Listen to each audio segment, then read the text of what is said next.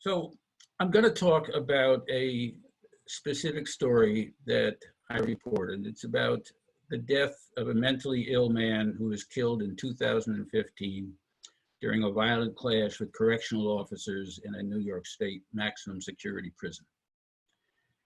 And I'm also going to talk about why I did the story, how we do these kind of stories, and also about the kind of impact that they hopefully have. I spent the better part of 4 years trying to get the full story of how a man named Karl Taylor had died. The official version was that he had died of a heart attack that was prompted by his own bad health, and it had followed his violent altercation with guards, an altercation that he had instigated by slugging an officer unprovoked and then grabbing the officer's baton and beating him with it. And that after Taylor had been subdued, he had then had a heart attack and died. So I wrote that story, a couple of versions of it. This is the most recent one that I did in the end of February. And that's when I reported on the fact that despite that official version of events, after 2 weeks of testimony in the federal court in Manhattan, where Taylor's sister had sued the guards and the officials involved in this incident, the state of New York agreed to pay her $5 million in damages. It was the largest payment by triple times that the state had ever made as a result of a prison fatality.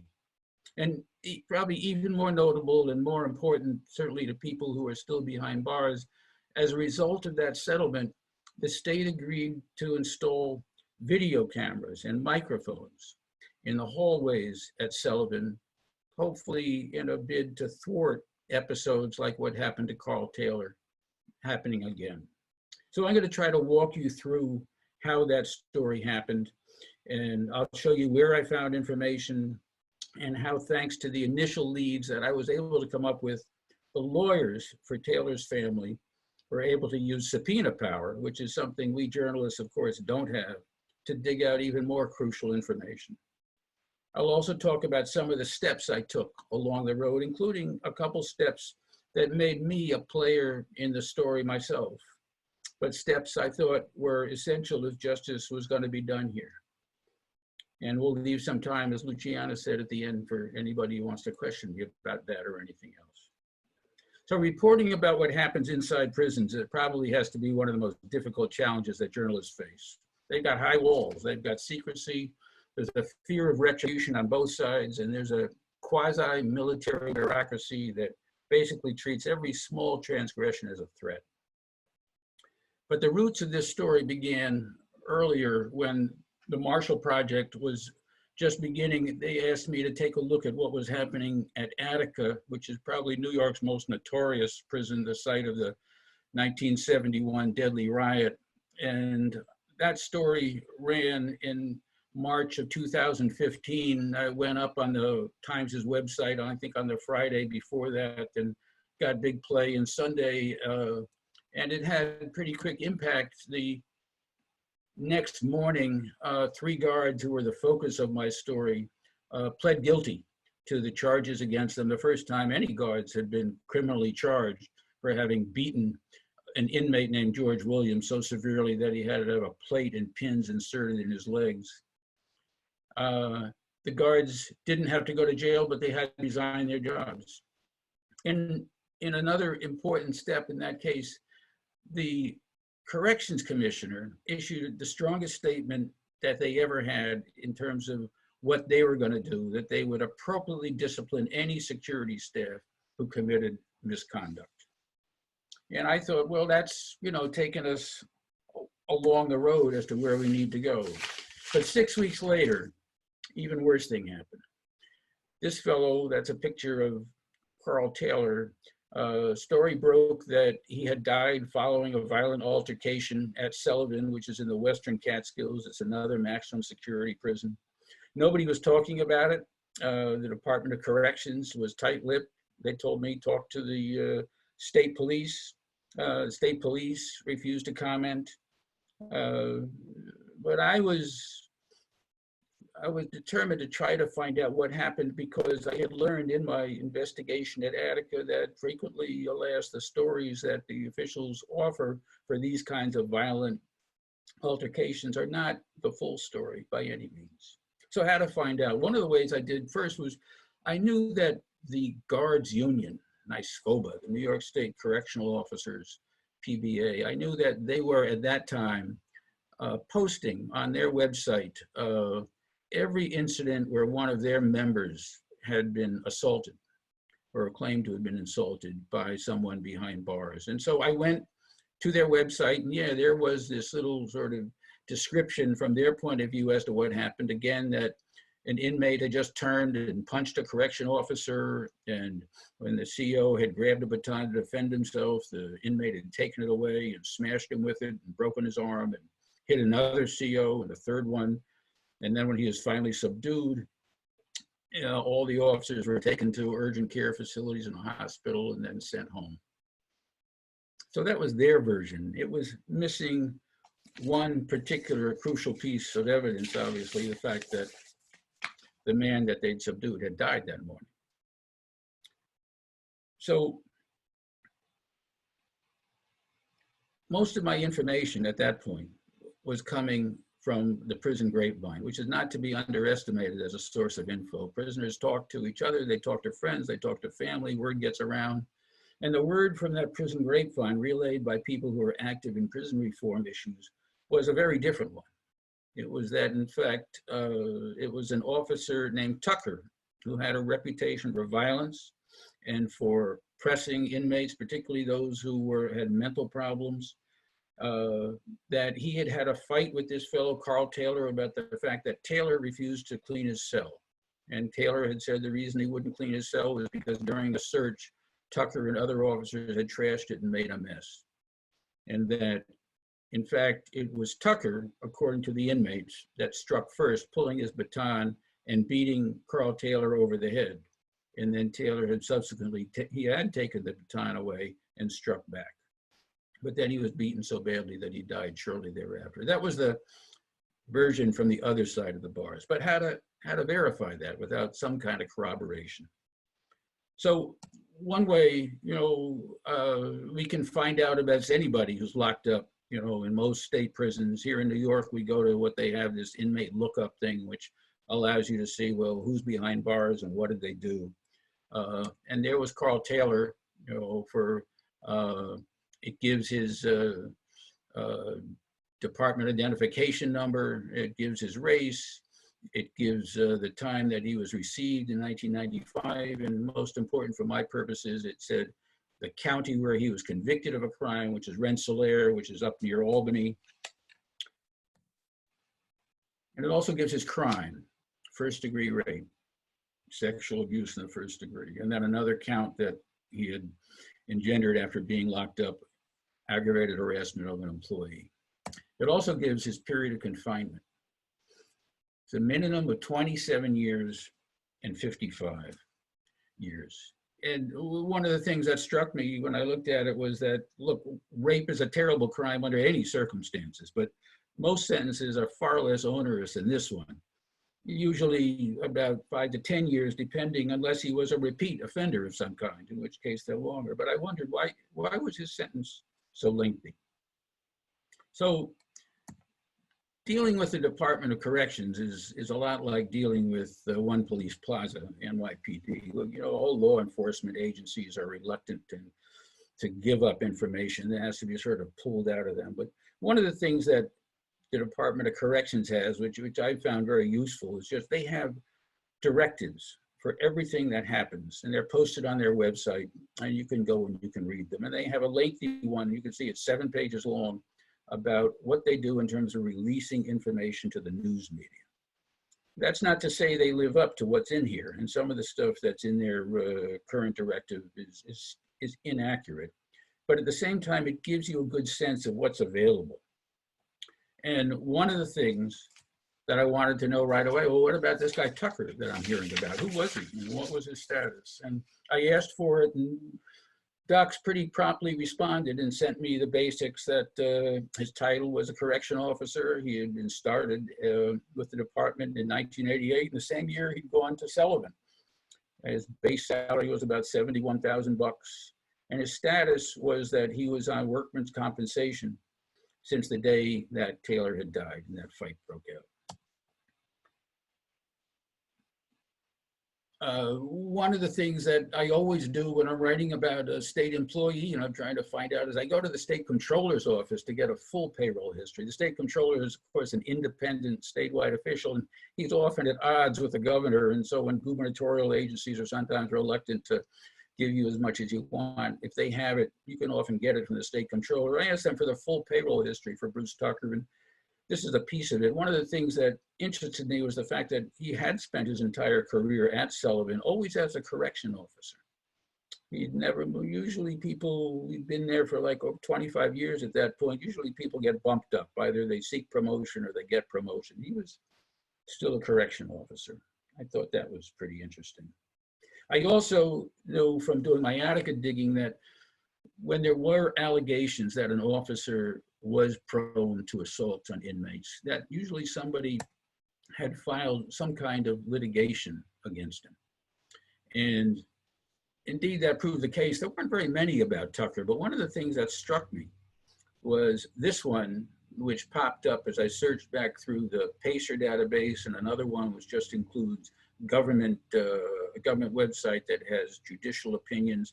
This one had been filed back in 1991 by a guy named Larry Campbell, who had been at Sullivan when this ruling was issued in 1998. He was already at Sing Sing, but as you can see, he was reporting that there had been another allegedly unprovoked meeting of another mentally ill prisoner by Tucker back in April of 1991, 24 years before the incident with Karl Taylor. And he alleged in his lawsuit that Tucker had a history of abusing people like Karl Taylor, who were mentally ill, and yet he'd been put in responsibility of running something called the ICP, which I came to understand was something called the Intermediate Care Program, a specific cell block designated for people who have mental problems. So that was pretty striking. You know, I mean, this guy for 24 years, he'd had the reputation of allegedly mistreating people, particularly mentally ill prisoners, and yet he'd still been on the same cell block. Among the hints that I got from people inside, there's a guy named David Rothenberg, a great New Yorker who I've known for a long time and who I talk to a lot and doing the stories I've done about New York State prisons. David founded the Fortune Society, which aids people who are recently released from prison. And he's a great pipeline for information. And David told me that his contacts had heard from a man named Vance Jackson, who is currently incarcerated at Sullivan. And supposedly Vance Jackson knew a great deal, and that he had been sending some letters complaining about this same officer, Tucker. So I sent Vance Jackson a letter. I kept it as vague as I could because I know that guards read both incoming and outgoing mail, and I wasn't looking to jam up somebody, particularly someone I didn't know, and I was sending him a letter. He hadn't invited me to do it. And I just said, look, I'm a reporter, I'm interested. Here's my contact info. If you want to talk to me, I'd be glad to hear from you. And I pretty promptly heard back from Mr. Jackson's wife, who called me to say that her husband would like to meet with me in person at Sullivan. And I said, I'd be glad to do that. And we figured out a time for me to visit, and I drove up to Sullivan, and I met with him at the prison visiting room.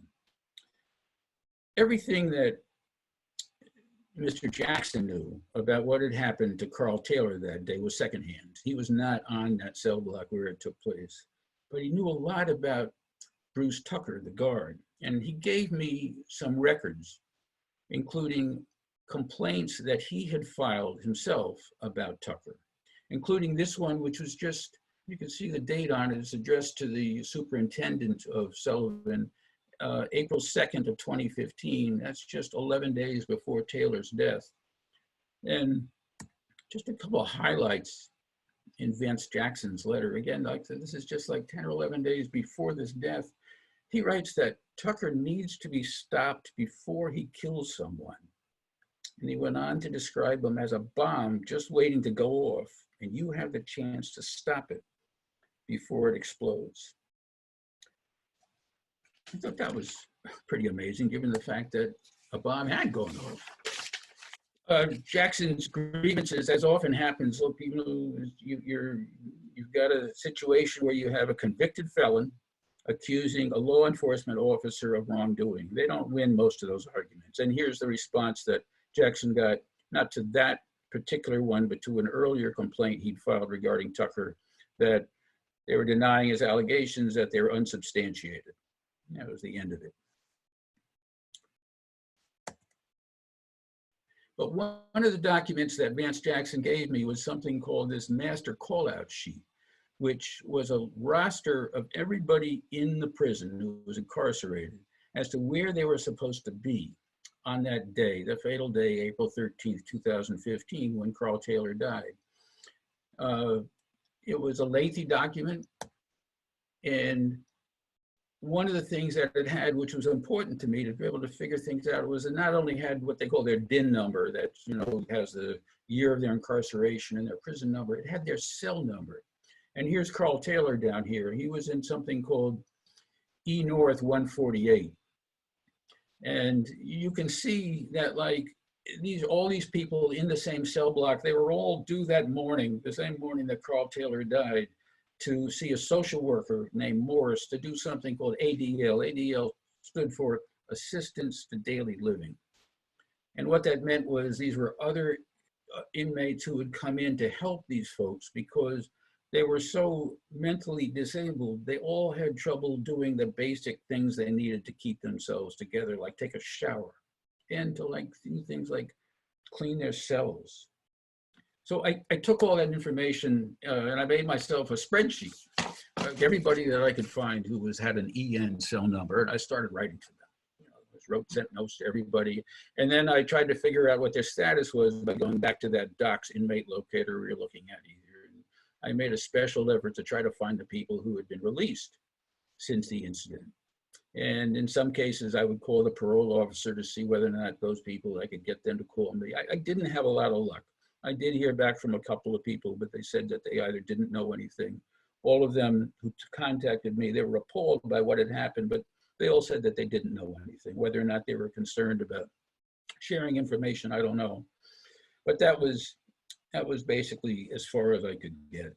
But another thing that I asked for from Docs that was in that media directive that tells me what I can get from the department is what's called the disciplinary history. It basically traces all the problems that an inmate has had while they're behind bars. And almost everybody runs into problems. It's very unusual for somebody, particularly someone who's done a lengthy bid, as they call them, to not get tickets, as they call them. And you can get a ticket sometimes inside prison.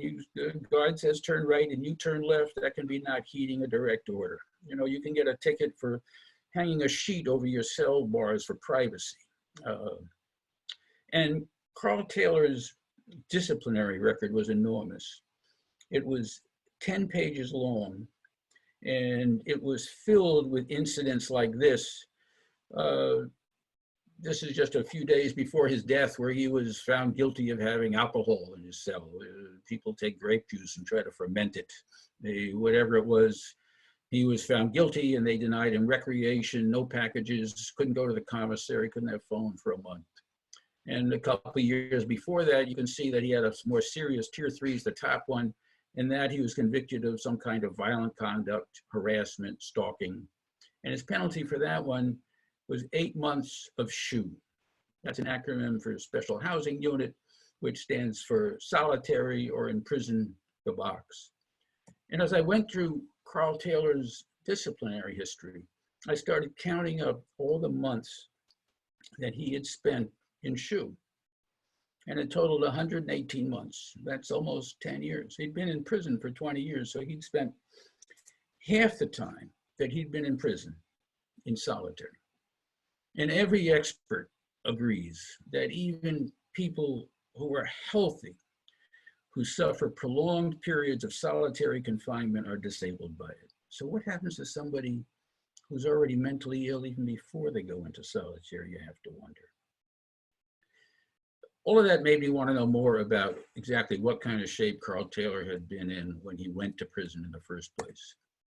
And so I went to try to dig out all the court records. I just went to the website for the Office of Court Administration, and I dug out, I knew from the Doc's inmate locator that his conviction had been in Rensselaer County, and I know that a felony is done in Supreme Court. So I looked up the number for the clerk in Supreme Court. I called up and said, look, this is an old case. I wonder if you can help me dig out the records. And sometimes they're not helpful. In this case, they were pretty helpful. They told me that the case had gone to trial, which surprised me because, as most of you know, most cases never go to trial. People plead guilty. But they said there was a sizable transcript, but they couldn't give it to me because this was a rape case and they would have had to redact the name of the victim from almost every page, and they weren't going to do that. And I said, okay, well, send me what you got. And among the documents they sent was the indictment. This is the first paragraph, rape in the first degree. There were 3 counts of rape in the first degree. Apparently, one single encounter with the woman who accused him of rape, but 3 incidents of rape in that encounter, and they were counted 3 times against them. It also had the arrest record. And that was interesting because there were a couple of things in there. He had a nickname of Butch. He was unemployed. And he didn't have a phone. There was also something, this is called a VDF, or voluntary disclosure. Whoop. No, I took out the voluntary disclosure form. I reached the lawyer that had represented Karl Taylor at trial. And as soon as I got him on the phone and told him who I was calling about, he remembered it immediately, even though it was many years before. He said, I always wondered what had happened to Karl Taylor. I know whatever it wasn't going to be good. He said that he had been the 4th lawyer on the case, that 3 earlier attorneys had begged off because of the fact they found Taylor too difficult to represent. The lawyer described the trial before this judge here, Thomas A. Breslin, as a train wreck. He said that Taylor continually aggravated him by speaking out in court when he was told to be quiet, by getting up and wandering around. I read up in the clips of Judge Breslin, who's now been bumped up. He's a pretty prominent judge up in the Albany area. He's got a reputation as a pretty tough, harsh sentencer. And when Karl Taylor was convicted, he lived up to his reputation. You can see down here, this is the certificate of conviction. When he sentenced him on each, remember I said it was 3 counts, it was a sentence of 8 1/3 to 25, but he sentenced each to run consecutively, so that he'd have to serve each one of those 8 1/3 minimum consecutively before he could be eligible for parole, plus another 2 1/3 to run consecutive to the rape sentences. So that's where that lengthy sentence that I wondered about why it was so long. And now it began to make more sense to me. And then I came across a appeal that Karl Taylor had actually found someone to file an appeal for him, and it just reinforced exactly what the lawyer had told to me, because in dismissing his appeal, the appellate court wrote that the defendant had rambled, that he wouldn't obey the court's construction, and that he had to be removed from the court at some point. Train wreck sounds like a pretty good description of what had happened to Karl Taylor when he went to trial. As I started pulling in all these different pieces of string, I put them into a chronology. I'm sure it's a tool most of you use, a timeline. You know, I do it just to try to, there's all these moving parts, and I want to be able to figure out, like, well, what happened when, and I can go back to it when I need to. But it's also occasionally helpful for just like being able to figure out, like, when things that were different coincide with each other. For instance, it was interesting to see that in 1990, Bruce Tucker was put in charge of that intermediate care program for mentally disabled units. That was 2 years before Karl Taylor was even arrested for rape up in Troy. When I'd met with Vance Jackson at the Sullivan, he had pleaded with me to please relay his condolences and those of his friends at Sullivan to the family of Karl Taylor once I found them. But I hadn't found the family of Karl Taylor. I didn't know who they were. I didn't know where they were. You know, I began to think, well, maybe he was an orphan, or maybe he was disowned because he committed this terrible crime. Local reporters weren't following the story. There were really no other. Taylor is a pretty common name, but I spent a lot of time just calling people up blind and say, hey, do you happen to know a guy named Karl Taylor? That didn't work out to too much. But several weeks after the death, I stumbled across this item online in the Albany Times, one of these pay-per-view online obituary notices. And lo and behold, there was a funeral parlor which had filed this notice for a service 10 days after his death for Karl Taylor. And one of the things that struck me at first was the photo. You know, this was the same mugshot that the Department of Corrections had released to the media after his death. I wondered, well, why in the world would the family use his mugshot for an obituary? Wouldn't they find some more sympathetic thing? But there were 4 entries on the guest book. People had written in just to say they were condolences and they were sorry. And I tried to reach all of them, again, to no avail. People either didn't respond or I couldn't get the correct emails for them. I wasn't familiar with his guest book business. Maybe you folks know more about it, I'm sure, but I saw where it had expired. And I thought, well, you know, what are the chances? Maybe the family goes back and they look at it again. How about, let's see what's involved with restoring the guest book. So it wasn't that much money, I don't know, 20 or 25 bucks to pay to keep it up for another few months. And I just posted this notice that said I was a reporter and I wanted to know what happened. And I put up my email address with the hopes that somebody would see it and somebody would relay that to the family and get word back to me. That was a clever idea that came to nothing as well. I never heard back again from that. But I finally did what I should have done in the first place, was that went up to Albany and went to that funeral parlor.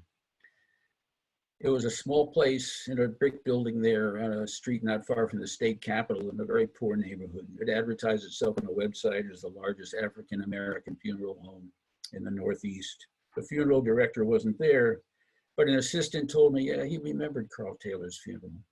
In fact, he'd been dispatched down to Sullivan prison to collect the body, and he'd brought it back. And yes, he did know the family, but he wasn't going to tell me anything unless they gave him permission to be able to talk to me. And I wrote out my name and number on a card and said, look, you know, I appreciate it. You could just let them know that I'm interested. And, you know, he said he would. Before I left, I asked him if he'd helped handle Taylor's body to prepare it for the funeral. And he said, yes, he had. And I said, well, what kind of shape was it in? And he hesitated. He said it was not in good shape. A few hours later, I got a call from a woman on my cell phone. She didn't want to give her name, but she asked me, who was I and why was I asking about Karl Taylor? Eventually, she told me that she was his older sister. And while she wasn't happy to do it, she said, yeah, I'll meet you. And we agreed to meet at a Dunkin' Donuts outside of Albany a few days later. So Julia Ramsey Noble, it's a good name because she's a noble woman. She's a woman of great bearing, great pride, very private, and deeply skeptical of me. Right off the bat, some of the things she said, I have a recording, but if I play it, you won't be able to hear it too well from the background noise. But she said to me, look, I know reporters twist stuff around. I know that's how you will make your money to pay your bills. And I said, well, look, I really don't do that. But she said, I don't want my family to get a backlash. I don't want my name used in this. She was worried about police retaliation. And she kept saying, well, where are you in this? What are you getting out of this? It was as good and tough a challenge as I've gotten from someone. You know, they were all eminently reasonable questions. And it was a reminder that, you know, sometimes we go into these stories with great pure intentions, but we're pushing our way into the lives of people who might have a lot to lose by talking to us. And then she hit me with another pretty tough question. She said, how many Caucasians really value Afro-American lives?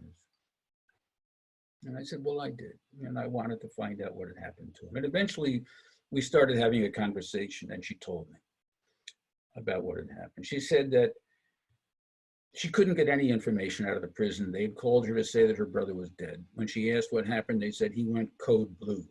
She didn't know what it meant. How could she? When she asked about going to the prison to pick up his belongings, he'd been in prison for 20 years. They told her that there weren't any. All they sent her, and she showed me a copy of the check, was the check for the remainder of funds that were in Karl Taylor's commissary account at the time of his death. She also showed me a couple letters that she brought, that she'd received from her brother. This one's from 2014. I don't know if you can read it clearly or not, but it was pretty enlightening. He says, so things are slowly changing inside this prison too. I think the white people are really very angry and mad because there's a black president. You should see some of the things these crazy ass people do sometimes. Some of them need more help than the crazy ass inmates, prisoners, and patients. And then you see that little smiley face, and they're nuts sometimes. You know, I thought, well, you know, maybe this guy is maybe mentally ill and has some problems, but he clearly knows what's going on around him. And it made me all the more intent to be able to find out what happened. When we talked, I asked Julia, why was that mugshot used in the obit? And she told me he hadn't had any other pictures. And I pushed her, there must be other pictures in the family. And finally, she reached out to some other members a few days later, and she surfaced this photo. It was the only photo I could get of the most recent one before that mugshot. That's Karl back there looking natty in the white turtleneck and the necklace and the bracelet. And that's Julia with that magnificent afro in front of him, surrounded by a passel of cousins. Apparently this was from a Thanksgiving family gathering in 1977. When we talked, Julia Ramsey told me that she'd been desperate to find a lawyer to help her find out what happened to her brother.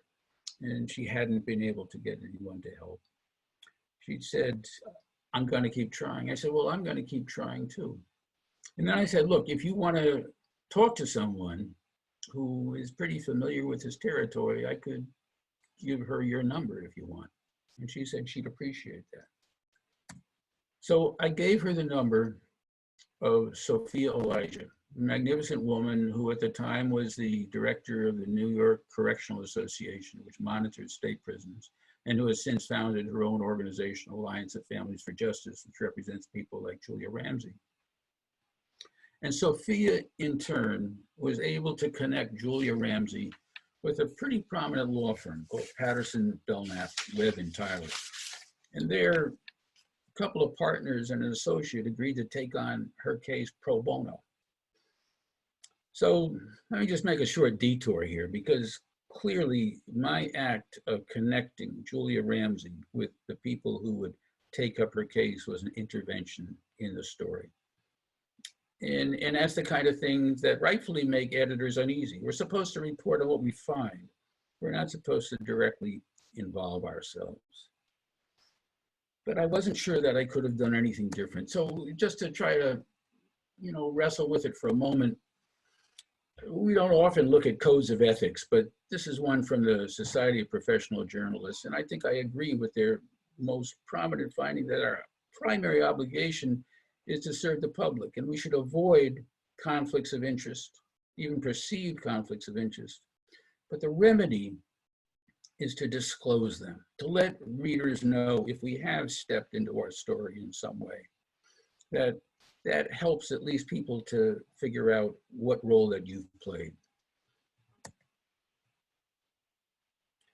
The lawyers started pursuing it from their angle. I was still looking for people that I knew had been on that cell block. And one of them was this guy named Raymond Byrd. Raymond Byrd had been on E-North. I knew that he'd been released. He was briefly a fugitive. He was apprehended. I tried reaching out to his parole officer. I don't know whether or not she ever passed on my message or not. But I then did, you know, some of the things that we would rudimentarily do to try to find anybody we were trying to find information on. I started going through some of the databases. And I surprised myself by when I went to the Bronx County Clerk's Office, which keeps records of all of the civil cases in Bronx Supreme Court, to find that, in fact, there had been a case filed by a Raymond Byrd against two other correctional officers in Rikers who were, in his own complaint, he had accused them of beating him so badly that he lost the hearing in one of his ears. And as luck would have it, the lawyer who was representing Raymond Byrd on that case was a lawyer I knew. And I called him up and I said, I'm looking to get in touch with one of your clients, Raymond Byrd. And he said, oh, Raymond was just here. And he put me in touch with him. And days later, I spent about an hour and a half with Raymond Byrd in the conference room at that lawyer's office. This shot that we're looking at, that's E North. It looks pretty spanking new and fancy in there. They polished the floors. That's the cell behind those stairs where Karl Taylor was. Raymond Byrd's cell was off over here. Everything in prison has a name. For some reason, they call this area down here the pit. I'm gonna play a little snatch of what Raymond Byrd told me when we spoke that day. And I'll give you a heads up. I think it's somewhat disturbing. He had his own mental issues, and he became emotional when he was telling me the story. He began to cry at one point. He also acted out what he had seen. But I think, you know, even if it's disturbing, that's what we signed up for when we got into this business. So I'm gonna play a piece of it starting. See if I can boost this thing up a little bit.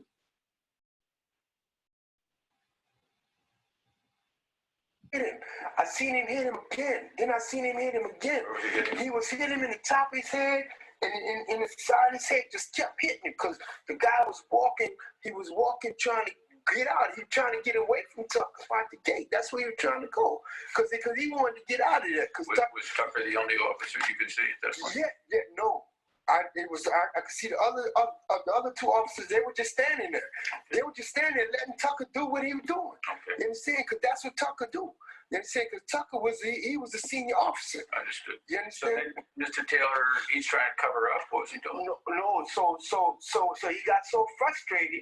What happened was that by the time that he got maybe about I'd say about 10 yards away from the steps after he got out down the last steps. About 10 yards later, after Tucker hit him like 3-4 times, he hit him like that fourth time. You understand? And as he was trying to get out the gate, Tucker kept hitting him and hitting him. So every time he hit him here, he'd try to cover his head or whatever. He said, see, you keep hitting me. You keep hitting me. I got blood. It was blood everywhere. I still find that disturbing when I listen to it. So that was one person's version of what happened. And, you know, in terms of journalism rules, you know, can you corroborate that? Can you get someone else to give the same version of the same events? Is he credible? I mean, here was a guy with his own mental problems, a convicted felon. There was one other inmate who had written to me, or he hadn't agreed to talk to me until after the lawyers reached out to him as well. But his name was Malik Thomas. And he had been moved from Sullivan to Greenhaven after the death of Karl Taylor.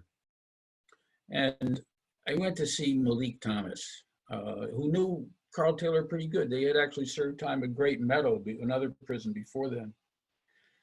Like the conversation I had with Raymond Byrd about what happened, Mr. Thomas was also emotional and began to cry somewhat, and he had his own emotional problems. But I'd like to play one short piece as well from my conversation with him. And again, you know, some folks might find this disturbing, but I think it's worth listening to. I'm gonna boost this up as well.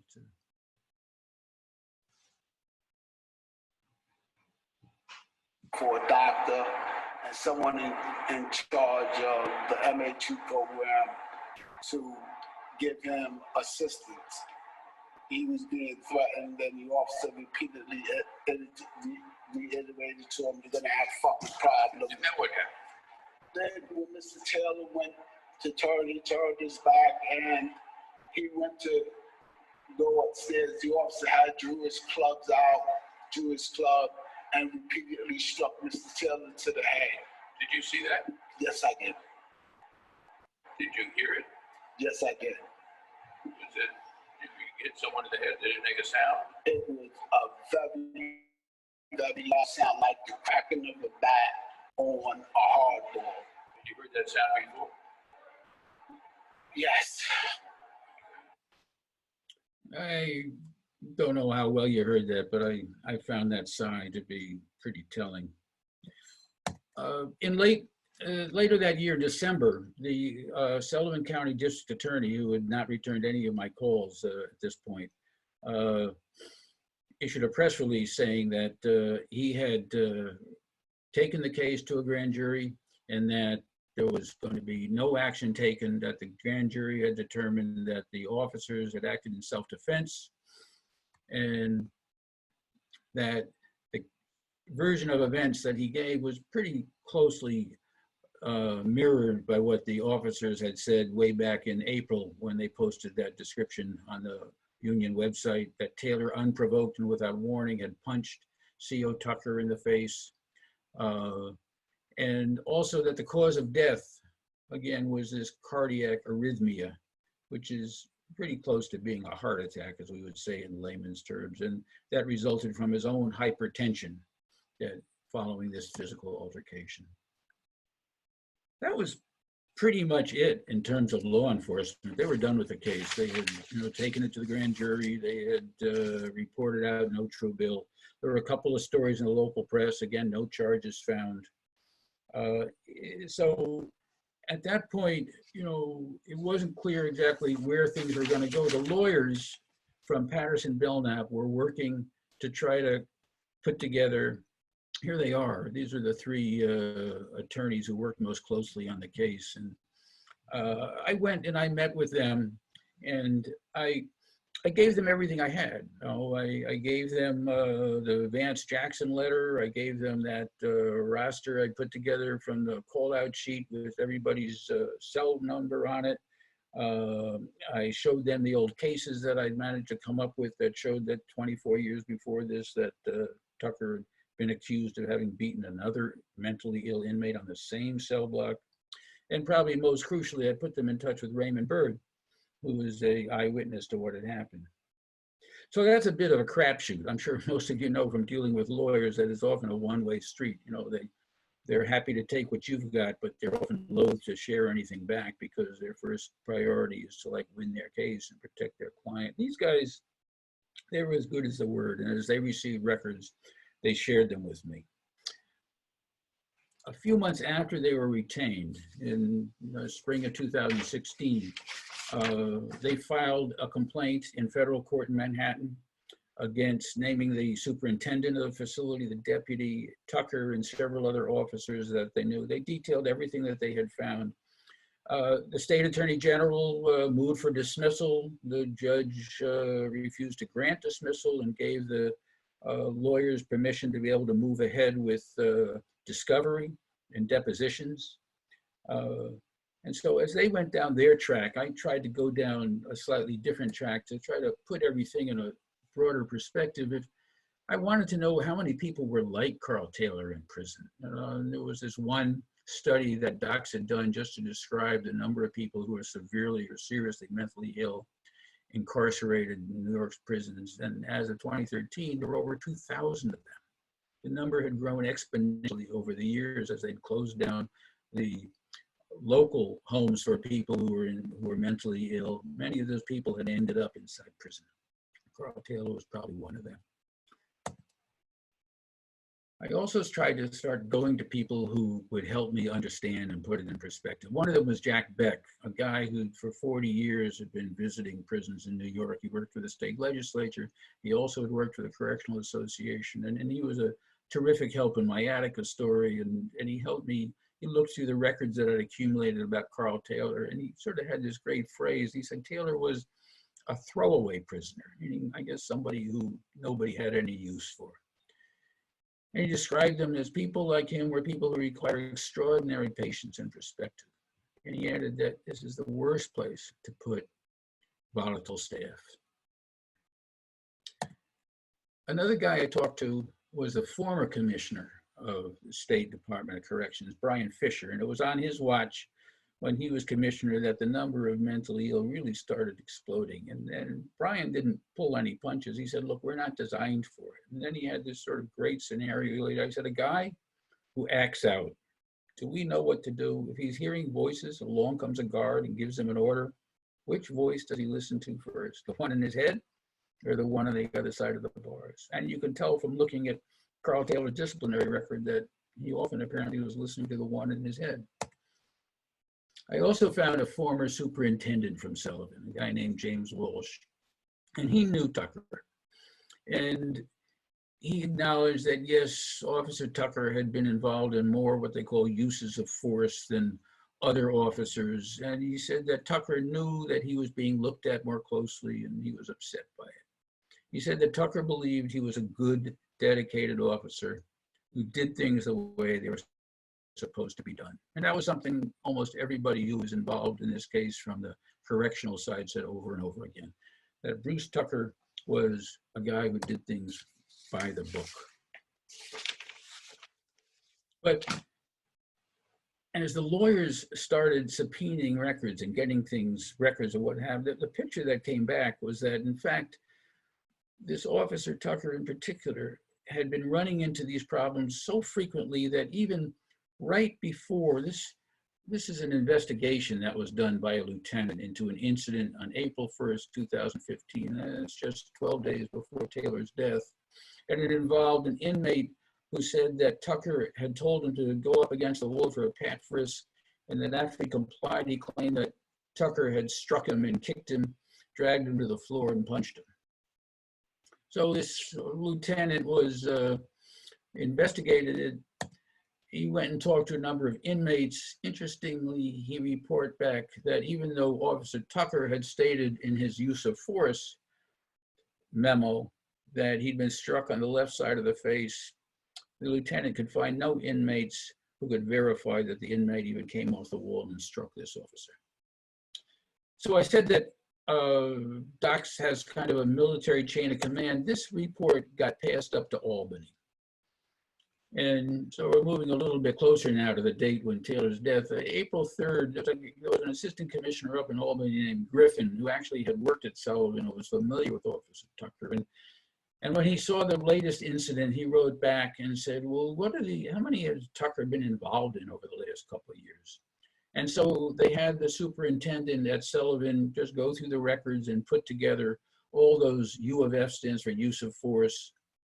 These are the dates on which they happened. You can see in the course of just 2 years, that amounts to 12 incidents. All of them involved people in that ICP, that intermediate care program for people with mental disabilities, or another unit where Tucker also worked called the special needs unit, which is where people with physical disabilities were. And all of his incidents of use of force involved people with some kind of disability. Here's the special needs one, the guy was deaf. Griffin followed up with a pretty logical question. He said, back in the same email chain here, he said, well, Bill, how many total use of forces do you have in the ICP and SNU during that time? And so Kaiser went and looked that up, and he came back and said, well, there were a total of 23. And there was another officer named Santana who had 3 or 4, and the rest were spread out over others. So 23 uses of force in these special needs units, people with disabilities, and over half had been committed by the same officer. But nobody ever spoke to Tucker about it. All of this paperwork went on. Nobody ever actually, as the superintendent acknowledged when he was put on the stand during the trial, he never reached out or even called Tucker to say, well, what's going on here? Tucker was called in for his own deposition. There he is. And he was asked about Karl Taylor. He said, Taylor, he knew him as just another typical inmate, had some hygiene problems, and that was it. Said he didn't recognize any particular mental illness problems. He admitted that he'd never been particularly trained in handling mental illness. He was a CEO, correctional officer. And he was asked, how did he explain that he had used force so much more often than any other officer? And here's his answer. I was probably unlucky. There was another officer who was also summoned to a deposition. His name was Jeffrey Hunt, a bit of a character. Hunt was also on E North the day of the incident. He worked something called the Bubble. And the Bubble is a control booth up above the area where the inmates are, where you open and close gates as people come and go. And Hunt said that he actually got along pretty well with Taylor. That he said whenever he would talk to Taylor about sports sometimes, he said that when Taylor got sometimes loud, he would bring him a cup of coffee and calm him down. And reluctantly, he was pressed pretty hard by Adil Manji, the lawyer who did this deposition, to tell him exactly what he thought about Tucker. And he admitted that, well, officers would talk about it. It was, oh, Tuck got into another one, huh? And then he said, I don't think he was cut out for corrections at all. So the evidence that was being gathered made a pretty good case that Officer Tucker was often violent with the people he was supposed to be guarding, and that none of his bosses, despite that, had ever addressed the problem. But how did Karl Taylor die? You know, that was, what exactly were the conclusions of the medical examiner? You know, autopsy reports are called public records, but they're really not. We can't get them. Only next of kin can get them, or a judge can release them with a court order. Sometimes the DA will release them. This is page 1 of the medical report that was issued by the medical examiner after she conducted the autopsy the same day. And you can see there where it's written out, cardiac arrhythmia, complicating hypertensive cardiovascular disease following physical altercation with correction officers. But then you turn to page 2 of the autopsy once it was produced for Julia Ramsey. And it was kind of a Perry Mason moment, because in addition to that initial diagnosis, on her list of final diagnoses, the medical examiner had written all of this: blunt impacts of the head, torso, and extremities, contusions of the torso, compression of the neck, fractures of the cornea, conjunctival petechiae. Look, I had to look up most of these terms. You know, I didn't know what a lot of them meant, but we try to avoid bringing readers into specialized language, but sometimes we got to get down in the weeds and find out in order to convey. And I really wanted to see what any of this stuff meant. Well, so corneae are small bones that surround the Adam's apple. They're very deep in the neck. You have to really reach in and press hard to get to them. And these conjunctival petechiae, what was that about? Well, as it happens, petechial hemorrhages are tiny burst blood vessels. And when pressure is applied to the neck, they pop up in the eyes and inside the victim's eyelids. Forensic examiners, the kind we see on TV who are investigating homicides, they consider petechial hemorrhages telltale signs that someone has been choked. So the lawyers also did a deposition of Dr. Margaret Pryall, who had done that autopsy. In her autopsy, she had said that there were several petechiae present. But during the deposition, Daniel Eisenberg, another of Julia Ramsey's lawyers, asked her to take a closer look at the autopsy photos that had been taken. And I won't show them to you because they're pretty grisly, but this is Margaret Pryall. Eisenberg asked her to take a pen and to circle each one of the tiny red dots that represented a petechial hemorrhage. And there she is circling them. And she stopped after circling 56, a bit more than several, I think you'd admit. And Eisenberg asked her, well, can you get 56 petechiae by being choked for 1 second? Generally, no. He also asked her if she'd examined Taylor's hands during the autopsy. And if so, whether he had bruises on his hands of the kind that would have resulted from having punched somewhat hard in the head, as Officer Tucker and the other guards had claimed he had. And for the first time, Dr. Pryall said, yes, she looked at his hands and no, there had been no bruises. The firm retained its own medical examiner to give an expert opinion about this guy, Zhong Zhihua. He's in the news recently because he did an autopsy report on Jeffrey Epstein. And Zhong Zhihua looked at the same report, he looked at the slides, and these are part of his opinion. A reasonable degree of medical certainty that Mr. Taylor died of physical injuries. His neck injuries, he said, were the primary cause of death. He also expanded a little bit about this hypertension that had been listed by the DA in his findings of the cause of death. And he pointed out that almost all male African Americans suffer from some degree of hypertension. That in fact, Taylor didn't even have some of the telltale classic signs of hypertension, such as a large heart or thickened ventricle. So that the hypertension definitely couldn't have caused his death. The lawyers pulled no punches in spelling out what they said. They said basically what we've seen now is that this man was choked to death. We're now talking about a murder. How did that happen?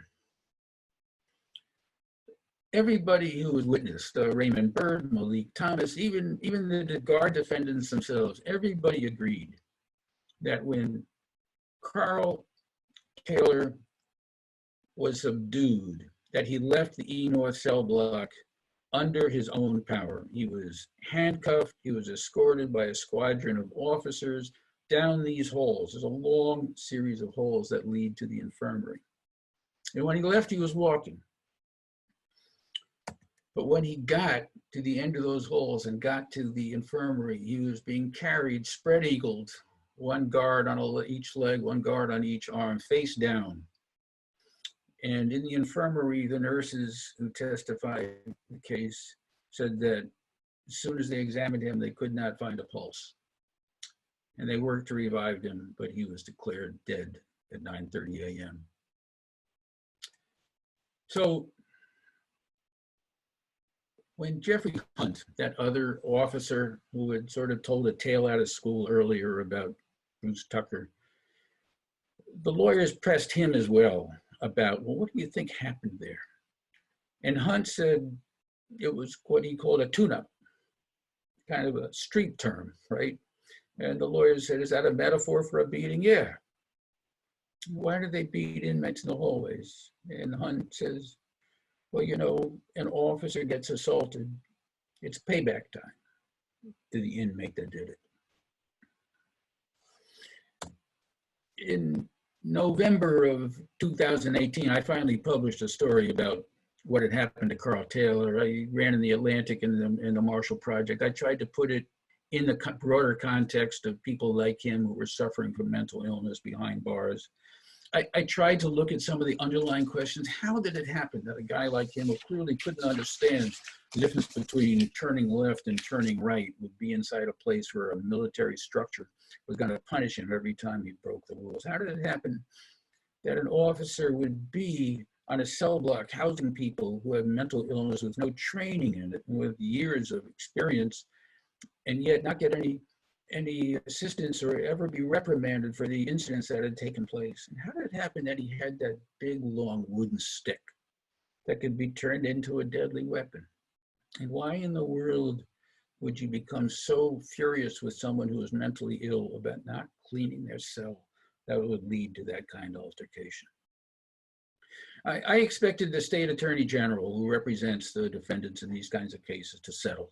You know, they knew that they were up against a big law firm. They knew that the law firm was spending what they needed to spend. They were bringing in experts, but they didn't. They pressed on, and the case finally went to trial just this past February in federal court in Manhattan in front of the chief judge, Colleen McMahon. And I went to hear the testimony. It was the first time I got a chance to see Bruce Tucker. He wouldn't get on the phone with me. And at court, he didn't want to talk to me because the case was underway, which I understood. But I got a chance to look at him. And it was interesting because he had been forced to retire with a disability pension. He showed up every day in a loosely fitting black suit, white shirt, no tie. He looked haunted. And when he took the stand to give his version of what had happened, he sobbed as well and talked about how this incident had affected his life. He seemed like a guy who would, you know, was very much broken, and the job that he'd had given him some meaning, and then he lost it. And it was just a reminder that every time we write about someone like him, that, you know, you get a chance to be able to look him in the flesh as the reminder that he's a person just like us, no matter how reprehensible. The case went on for almost 2 weeks, but then just as they were getting ready to do the closing arguments, the state decided to settle. They agreed to that $5 million settlement. $4.75 million of it was to go to Julia Ramsay and her family.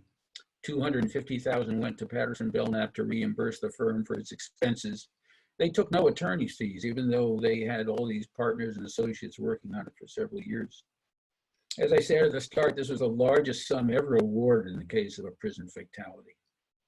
And to consider that Karl Taylor was an unemployed worker when he went to prison, his life had never even got underway, it was an extraordinary amount. But I think the most extraordinary part of the settlement was the fact that the state agreed to install these cameras. After I wrote about Attica back in 2015, the state also installed cameras at Attica. And after they did, the number of assaults plummeted. It was just having that eye in the sky that might possibly record what you were doing, which apparently brought a large degree of peace that had been absent to the place. So hopefully something like this might happen to Sullivan when we're done. I can only imagine that the state settled because they were watching the jury the same way I was. And after the settlement was announced and the jury was dismissed, members lingered in the hallways, and I talked to some of them, and all of them that I talked to said you could see that they were trying to cover up, and all of them said that they had been prepared to award a sizable settlement. They said the $5 million sounded about right. One person said, yeah, I would have given them more. Julia Ramsey wasn't in court that day for the settlement, but I called her and asked her what she thought. And she said she was most happy that she'd been able to bring some justice to her brother. And she said she also hoped that would help others who were just like him, who were still locked inside. I asked her if the money would make a difference. And she said, well, I'll finally be able to get a headstone for my brother. I haven't been able to afford it. So now she'll get one. So that's my story about this story. I've been reporting lots of stories for a lot of years. I learn a lot every time I do one. I hope it's been somewhat helpful to you. And if you've got some questions, maybe we can figure out a way to do it.